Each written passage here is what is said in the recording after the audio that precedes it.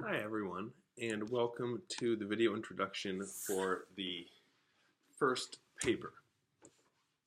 This video introduction accompanies the PowerPoint slide listed in that can be found in the Assignment 1 description section itself, a folder within the Assignment and Citation Descriptions section. But I guess if you're watching this video, you've probably found that because that's where this video is too. Anyhow, so moving on to the second slide of the PowerPoint presentation. This is a primary document critical analysis assignment. Primary sources are sources created in the period being researched and by the people being researched about the events being researched. We have already looked at several of them by this point in the semester. These are different than secondary sources, like Give Me Liberty, which are after-the-fact scholarly analyses of a subject that use many primary sources and other secondary sources to make an argument about a topic. Moving on to slide 3, we see more specific information about this assignment. This assignment requires students to write a 3 to 4 page paper that analyzes a minimum of 2 primary documents associated with the deadly 1911 fire at the Triangle Shirtwaist Factory in New York. The paper should choose 2 documents from the assigned book, The Triangle Fire, A Brief History with Documents. And you can see a picture of the assigned book there on PowerPoint slide 3. The paper should make use of secondary sources, including Part 1 of the Triangle Fire book and Foner's textbook.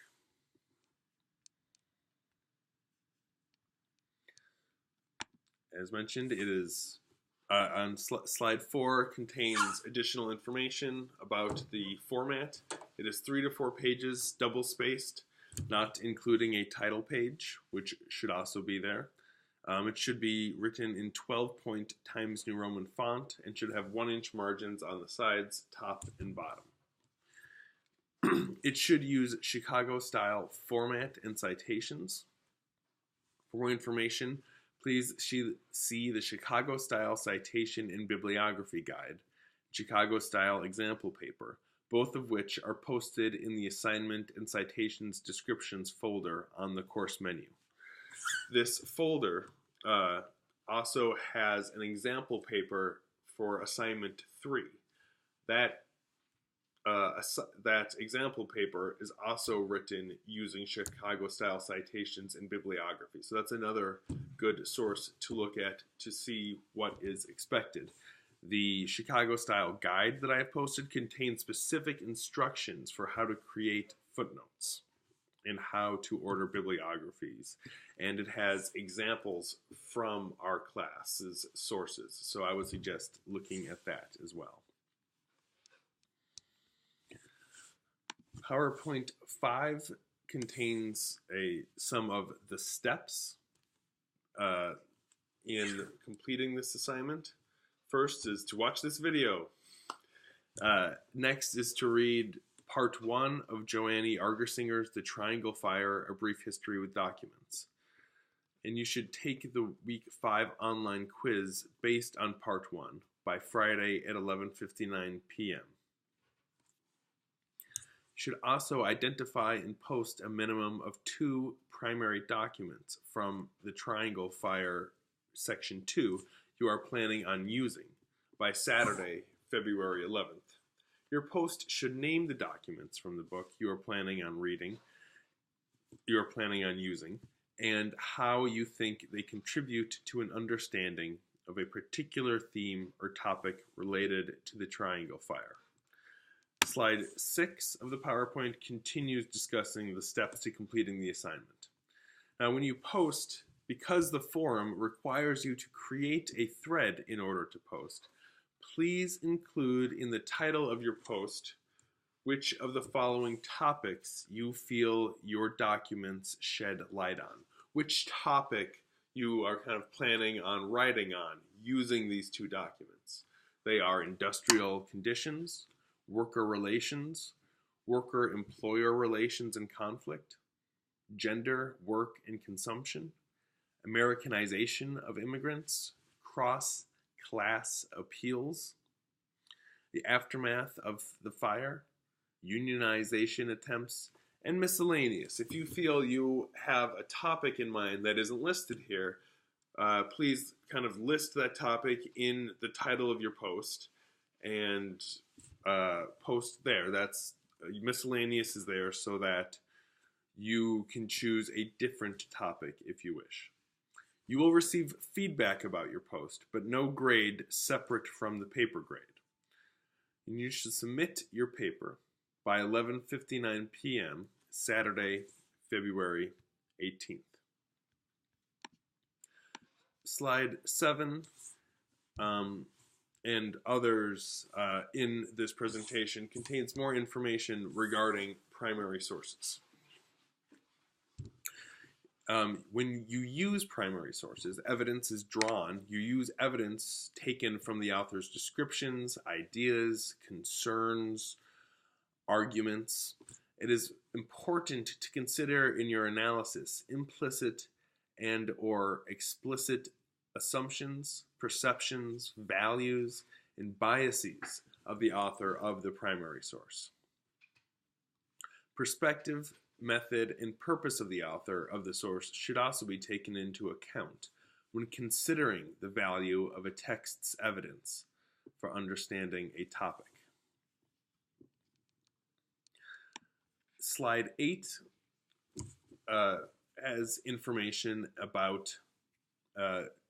how the paper can be constructed. The paper should have a thesis statement. The thesis statement indicates what the paper will argue.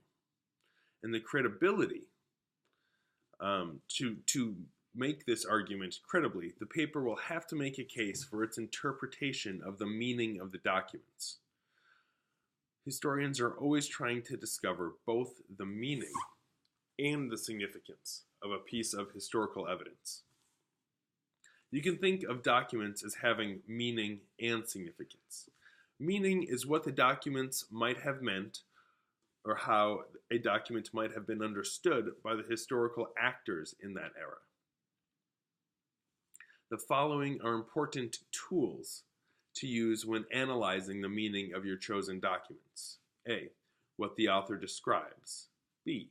What the author argues. C. How the author presented his or her argument or interpretation. D. Why the author chose that method of presentation and persuasion. In other words, what did the author view as the evidence and arguments most likely to persuade her or his audience? What assumptions did the author expect her or his audience to share, and what assumptions did the author challenge? And E, what the author hoped to achieve by writing the text. The significance is how the document provides evidence that contributes to a particular interpretation of the past. So the significance emerges out of the meaning. Meaning helps to determine the significance. Slide 9 contains more information and suggestions about the paper. A good document analysis paper will focus upon the texts themselves with attention to the specifics and nuances of language in the documents. A good document analysis paper will also use the context or the broader picture of the history of the period that informs the document. For that, Part 1 of the Triangle Fire and the chapters we will have already read in Foner's Give Me Liberty will be essential. Papers should also avoid summarizing. They do not need to provide lengthy summaries or details that do not clearly contribute to the paper's argument from the sources.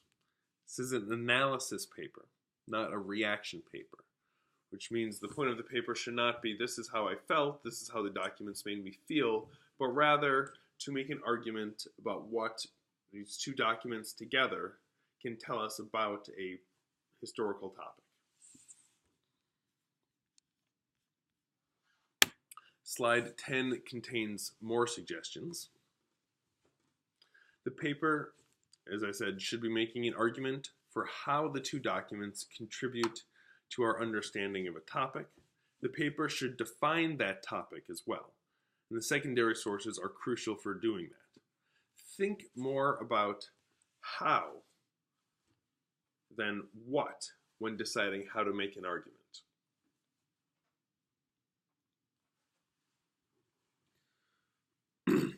By this, I mean that arguments based on what are generally not as analytical and more commonsensical than ones based on how.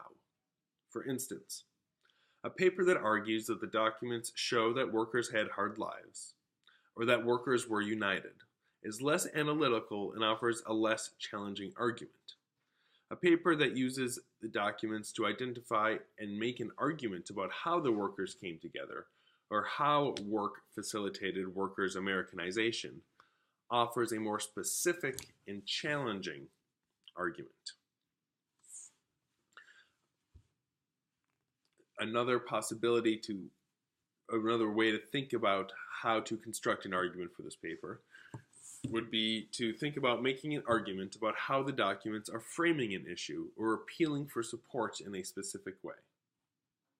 The documents should each have a separate identifiable contribution to the paper's central argument.